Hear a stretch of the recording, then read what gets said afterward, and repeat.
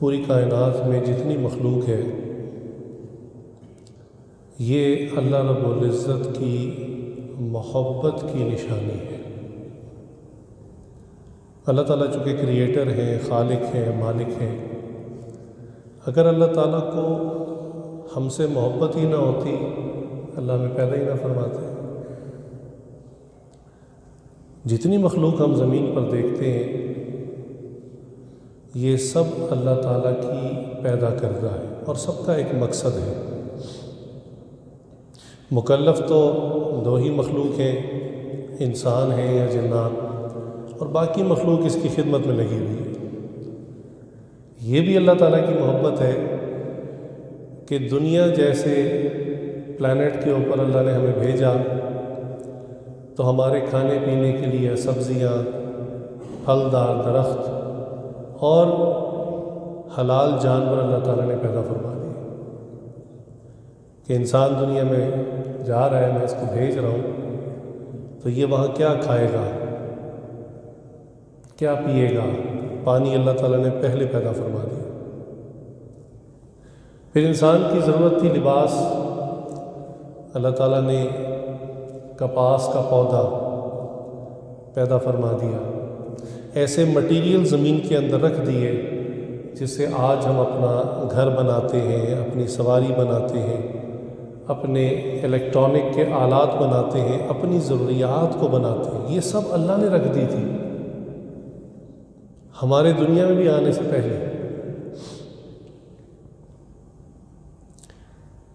میرے ایک ٹیچر تھے جن سے میں نے بیسک الیکٹرانکس پڑھی، تو انہوں نے ایک عجیب بات بتائی۔ انہوں نے کہا جب ریڈیو سگنلز ایجاد ہوئے، ریڈیو ٹرانسمیٹر بنا، تو انہوں نے اس کو دنیا کے ایک کونے میں فلوٹ کیا، تو اصولی طور پہ جو ٹاور کی رینج تھی اسی رینج کے اندر سگنل ریسیو ہونا چاہیے تھا، لیکن حیرانگی اس بات پر تھی کہ وہ سگنل بہت دور تک دنیا کے گلوب کی اپوزٹ سائڈ پہ، بالکل نیچے، یعنی آپ کو پتہ ہے ایک ملک اوپر ہے تو دوسرا نیچے ہوتا ہے، تو بالکل اپوزٹ سائڈ پہ سگنل پہنچ گیا۔ اس پر وہ حیران تھے کہ یہ سگنل وہاں سے چھوڑا تو نیچے کیسے پہنچ گیا، اپوزٹ سائڈ پہ گلوب کے کیسے پہنچ گیا، زمین کے اندر سے ٹریول نہیں کر سکتا، ایبزارب ہو جاتا ہے۔ تو جب انہوں نے ریسرچ کی تو ان کو پتہ چلا کہ ہماری دنیا کے گرد جو آسمان ہے، اس آسمان کے اندر اللہ نے ایک ریفلیکشن پراپرٹی رکھی ہوئی ہے کہ ایک خاص فریکوینسی کا سگنل جب چھوڑا جاتا ہے تو وہ اس سے ٹکرا کر ریفلیکٹ بیک ہوتا ہے۔ تو یہ گویا ایک سیٹلائٹ کا کام کرتا ہے کہ سگنل ایک طرف سے چھوڑا اور بعد میں اسے ٹکرا کر وہ واپس زمین کی طرف آ گیا۔ تو انہوں نے جو جملہ کہا وہ میں آپ کو سنانا چاہتا ہوں۔ بڑے سادہ سے انسان تھے،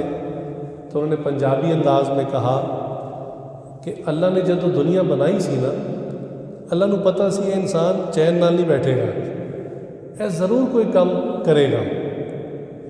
تو اسی وقت اللہ نے بادلوں کے اندر یہ پراپرٹی رکھ دی تھی کہ جب یہ ریڈیو سگنلز براڈ کاسٹ کرے گا تو بادل اس کو ریفلیکٹ کر کے واپس بھیجیں گے۔